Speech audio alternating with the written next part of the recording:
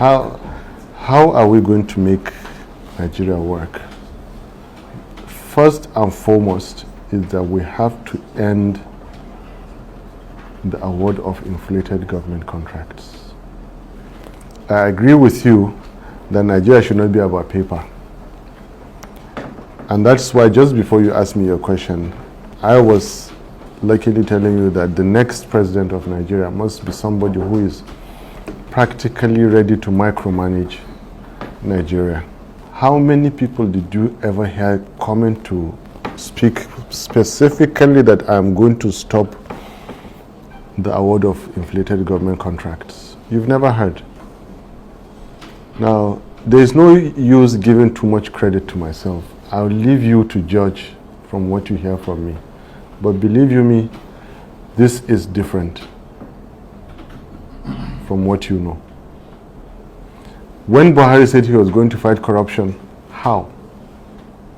If you ask Buhari now, how is corruption in Nigeria done? It's triple. He does not even, how does it occur? How does it happen? I don't believe he even knows. Right now, what we need in Nigeria are better builders, better mechanics, better tradesmen, and so on and so forth from the public side.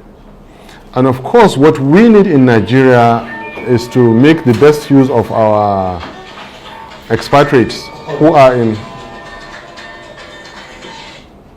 Apologies, please. The best use of our expatriates, whom you find from Cambridge, Oxford, Harvard, in every leading university in Nigeria, and I remain to be corrected, in Europe and America and Canada.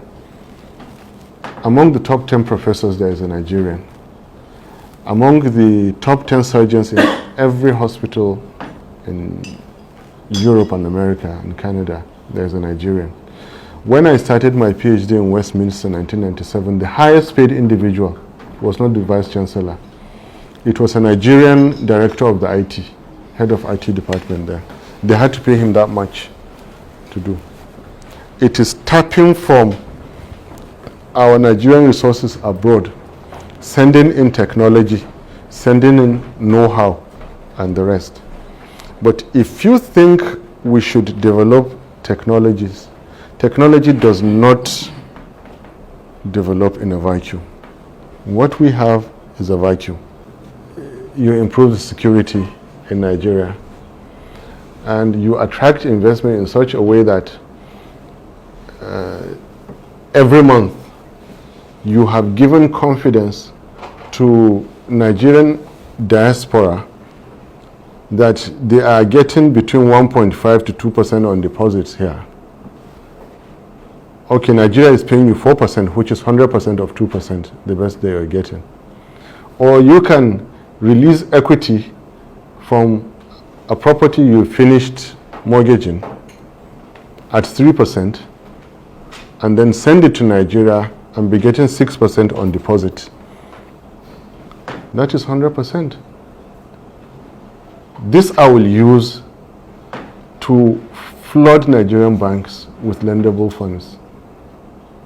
So when I told you that everything is linked to nearly everything, it's like a very complex machine. That's what I mean. And when you have Nigerian banks ready and able to lend those kind of funds, then you go back to Nigeria. If you want to set up a dental practice, for example, now that, for example, you need to begin with an initial capital outlay of 50 million. My vision for Nigeria is that you don't have to spend that 50 million. You can start with 5 million naira. You rent the office space. Instead of paying for 2 years, we would have changed the system. You sign the 2-year contract and be paying, because if your check bounces, you're in trouble. It's a criminal offense then. And then you can hire purchase everything from the dental equipment all the way to your computers, to the vehicle, to the furniture and everything. Then you have lots of people come back to Nigeria. You've made setting up businesses and running businesses a lot easier to to start, and they pay the rest as they move along. And don't forget one fundamental issue. You have released more money into people's pockets. Households can now afford housing, they can afford better feeding, better clothing, better entertainment, education, and everything. And like I keep saying, my ground zero is the police constable. A police constable who is a family of two, himself and the wife, what can 100,000 naira do for him? It can pay a mortgage. Sir, you people will get busy. The children can go to school. That money is going into the private sector. You're talking of hundreds of thousands, millions of people like him, who 100,000 is coming clean, and they're not keeping it for themselves. It's going into the economy. Right now, you don't want to see how police constables are living. Dormitories is a glorification of the conditions in which they live. And what did I say? Nothing happens so quickly, so drastic overnight. And that is how you know leaders that mean business and leaders that don't mean business. I'm trying to give some humanity back to your security operatives, from the police constable to the army private, to the customs officer, to the immigration officer, to the public servant who is carrying files from desk to desk, teacher in front of pupils, teacher, lecturer in front of students, nurse who welcomes patients into hospitals, so on and so forth. Give some humanity back to them. Redirect their loyalty to their nation and to their profession. In that way, the police constable will not collect bribe 15 naira on the streets. Use heavily used technology, where we have to move away from this barbaric situation where you see an officer, not even rank and file of the police, standing in front of a car blocking the car. We have to move, give some humanity back to people. The same thing with road safety and all that. You can use technology to stop that, and very cheap also, very cheap.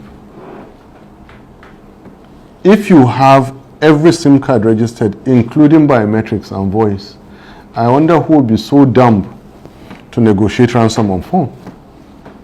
Technology for you. I'm talking of a situation where you have every police station in Nigeria. You have our unemployed youth. All they need is a laptop and a printer, card printer, working 3 shifts a day, 8 hours.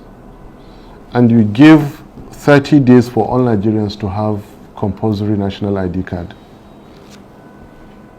You have wiped about 1 million unemployed youth from the market, and they will continue to live decent lives.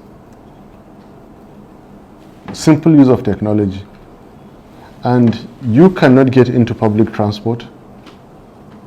You cannot go into malls or anything of that sort.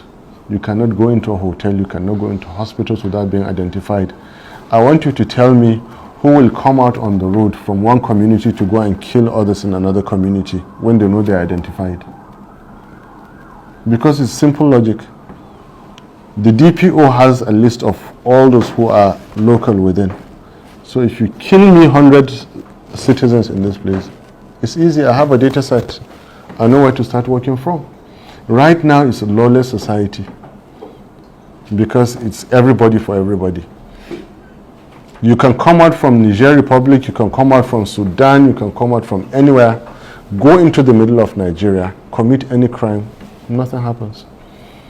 This is still the country that you can drive a car from the day you get it till the day you throw it away without number plate. Nobody cares. All these things have to be stopped, and it has to come from the top. Very simple technologies, very simple ones. It's a matter of mindset. They will be done.